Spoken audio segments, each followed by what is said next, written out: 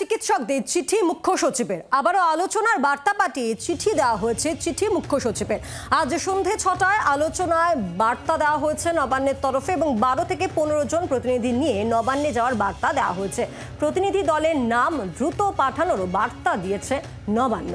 আমরা কথা বলবো, এই মুহূর্তে আমাদের সঙ্গে রয়েছেন সরাসরি আমাদের প্রতিনিধি শ্রেয়সী গাঙ্গুলি রয়েছে আমাদের সঙ্গে। শ্রেয়সী, তুমি ঠিক স্বাস্থ্য ভবনের সামনে রয়েছে, যেখানে গতকাল থেকে এক নাগারে এই ধর্ণা, স্লোগান, কর্মসূচি চলছে। মুখ্য সচিবের বার্তা পেয়েছেন জুনিয়র চিকিৎসকরা। আজ সন্ধ্যে 6টার সময় তাদের আসতে বলা হয়েছে। কি বলছেন তারা? কি যাবেন? তাদের কি সিদ্ধান্ত?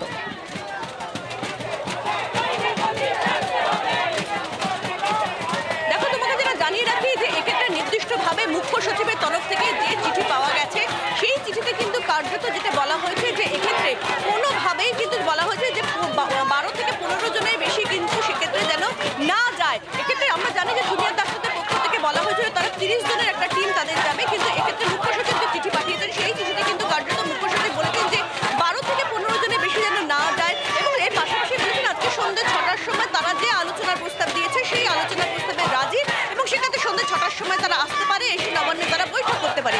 এই মুহূর্তে কিন্তু সেক্ষেত্রে জুনিয়র ডাক্তারদের মধ্যে এই মুহূর্তে আলোচনা চলছে এই চিঠির পরিপ্রেক্ষিতে তাদের কি বক্তব্য হবে। মূলত যে জায়গাটাতে তাদের ক্ষেত্রে তাদের দুটো জায়গায় এই মুহূর্তে আলোচনা চলছে, দুটো জায়গা নিয়ে। প্রথম জায়গা হচ্ছে তারা বলেছিল তারা 30 জনের প্রতিনিধি দল যাবে, সেই জায়গায় দাঁড়িয়ে 12 থেকে 15 জনের প্রতিনিধি দল গিয়েছে, যাওয়ার কথা বলা হয়েছে এই চিঠিতে। প্রথম বিষয়। দ্বিতীয় বিষয়, তারা যে চিঠি পাঠিয়েছিল সেই চিঠিতে তারা 5 দফা দাবির কথা বলেছিল, যে সেই 5 দফা দাবির উপরে তারা আলোচনা করতে চায়। কিন্তু এক্ষেত্রে কিন্তু নির্দিষ্টভাবে মুখ্য সচিবের কাছ থেকে যে চিঠি এসছে সেই চিঠিতে কিন্তু 5 দফা দাবিগুলো সম্পর্কে নির্দিষ্টভাবে কোনো উল্লেখ নেই। সেক্ষেত্রে কিন্তু বারে বারে শুরুর দিকে যেরকম বারে বারে সুপ্রিম কোর্টের কথা বলা হয়েছে, সেক্ষেত্রে ডাক্তারদের কাজে ফেরত যাওয়ার কথা বলা হয়েছে, এই সামগ্রিক সমস্ত কিছু বলা হয়েছে। এবং তারই পরিপ্রেক্ষিতে ডাক্তাররাও যে আলোচনা করতে চেয়েছে সেটাকে স্বাগত জানানো হয়েছে এবং জানিয়ে বলা হয়েছে যে আজকে সন্ধ্যে 6টার সময় 12 থেকে 15 জনের টিম যেন সেক্ষেত্রে নবান্নতে যায়, সেরকমভাবে কিন্তু অনুরোধ করা হয়েছে। ফলে কার্যত এই মুহূর্তে যে ডাক্তারদের মধ্যে, জুনিয়র ডাক্তারদের মধ্যে যে বৈঠক চলছে সেই বৈঠকে কিন্তু মূলত এই দুটো জিনিস নিয়ে আলোচনা চলছে। একটা হচ্ছে যে তারা 30 জনের টিম যাবে বলে চিঠি পাঠিয়েছিল, সেখানে বলা হয়েছে 12 থেকে 15 জন, সেটাকে তারা গ্রহণ করবে কিনা। অন্যদিকে দ্বিতীয় যে বিষয়টা সেটা হচ্ছে তারা যে 5 দফা দাবির কথা উল্লেখ করেছিল, যে 5 দফা দাবির ভিত্তিতেই তারা আলোচনা করবে, সেই বিষয়টা নির্দিষ্টভাবে ওই চিঠিতে কোনো উল্লেখ নেই যে এক্ষেত্রে ওই 5 দফা দাবির উপরেই আলোচনা করা হবে।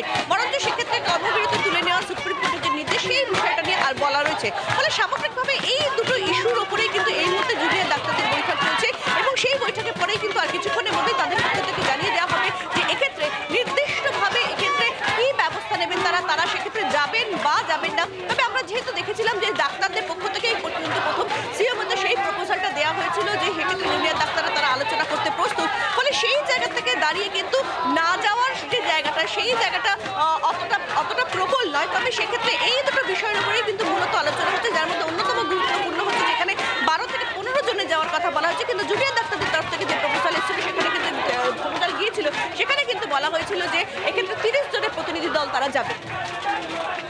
অর্থাৎ এই মুহূর্তে দাঁড়িয়ে জুনিয়র চিকিৎসকরা তারা বৈঠক করছেন এবং এই বৈঠকের পরই পুরো বিষয়টা আরও স্পষ্ট হবে। এবং মুখ্য সচিবের যে চিঠি শ্রেয়সী, সেখানে কিন্তু একদিকে স্পষ্ট করে দেওয়া হয়েছে বা স্মরণ করিয়ে দেওয়া হয়েছে সুপ্রিম কোর্টের নির্দেশ, এবং এখানেও বলা হচ্ছে যে 32 দিন ধরে এই যে লাগাতার কর্মবিরতি চলছে তাতে সাধারণ মানুষ পরিষেবা পাচ্ছে না, চিকিৎসা পরিষেবা থেকে বঞ্চিত হচ্ছে।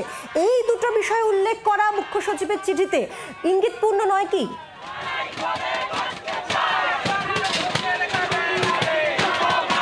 নিশ্চিতভাবে সেক্ষেত্রে সরকারের যে অবস্থান, সরকারের পক্ষ থেকে যেটা বারে বারে বলা হচ্ছে, মুখ্যমন্ত্রী তিনি বারে বারে যে বিষয়টা বলছেন সেই বিষয়টাও কিন্তু কার্যত এই চিঠিতে উল্লেখ করা হয়েছে মুখ্য সচিবের চিঠিতে। যেখানে একদিকে যখন বলা হচ্ছে সুপ্রিম কোর্টের নির্দেশের কথা বলা হচ্ছে, ঠিক তেমনই কিন্তু পাশাপাশি নির্দিষ্টভাবে জুনিয়র ডাক্তাররা কাজে ফিরুন, কাজে না ফিরলেই রোগীরা পরিষেবা পাচ্ছে না, 32 দিন ধরে তারা পরিষেবা পাচ্ছে না, এই বিষয়টিও কিন্তু কার্যত উল্লেখ করা হয়েছে। ফলে সামগ্রিক এই সমস্ত কিছু নিরিখেই কিন্তু মূল এই মুহূর্তে আলোচনা করছেন জুনিয়র ডাক্তাররা, এবং তার পরবর্তীকালে কিন্তু তাদের তরফ থেকে যে সিদ্ধান্ত সেই সিদ্ধান্তের কথা ঘোষণা করা হবে। বাংলার আওয়াজ, বাঙালির আবেগ, জি 24 ঘন্টা।